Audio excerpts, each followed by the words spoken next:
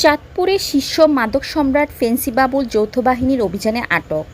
চাঁদপুর শহরের শীর্ষ মাদক সম্রাট বহু মামলার আসামি শাহাদাত হোসেন ফেন্সি বাবুলকে আটক করেছে যৌথ বাহিনী।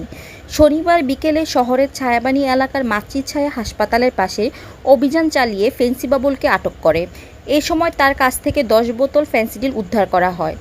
যৌথ বাহিনীর হাতে আটক হওয়া শাহাদাত হোসেন ফেন্সি বাবুল শহরের আদালতপাড়া নতুন বাজার পুলিশ বাড়ির পিছনে বাসিন্দা মৃত দেওয়ান মোহাম্মদ সিদ্দিকুর রহমানের ছেলে। দীর্ঘ বছর যাবৎ ফেন্সি বাবুল চাঁদপুরে ফেন্সিডিল, গাঁজা ও ইয়াবা গোপনে বিক্রি করে আসছে। এর পূর্বে তাকে মাদকের বড় চালানসহ আটক করেছে পুলিশ। 5ই আগস্টের পরে ফেন্সি বাবুল প্রকাশ্যে মাদক বিক্রি করে লক্ষ লক্ষ টাকা কামিয়েছে। অবশেষে যৌথ বাহিনী অভিযান চালিয়ে তাকে আটক করে। এ সময় চাঁদপুর মডেল থানার এসআই গাজী কালাম সঙ্গীয় ফোর্স নিয়ে অভিযানে নেতৃত্ব দিয়েছেন।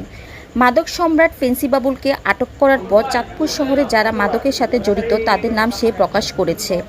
এই ঘটনায় পুলিশ বাদী হয়ে শাহাদাত হোসেন বাবুলকে আসামি করে মাদকদ্রব্য নিয়ন্ত্রণ আইনের মামলা দায়ের করেছে। পুলিশ জানায়, গোপন সংবাদের ভিত্তিতে খবর পেয়ে ফেন্সি বাবুলকে ফেন্সিডিল বিক্রি করার সময় আটক করেছে। তার কাছে ফেন্সিডিল 3,760 টাকা নগদ ও 10 বোতল ফেন্সিডিল উদ্ধার করা হয়েছে।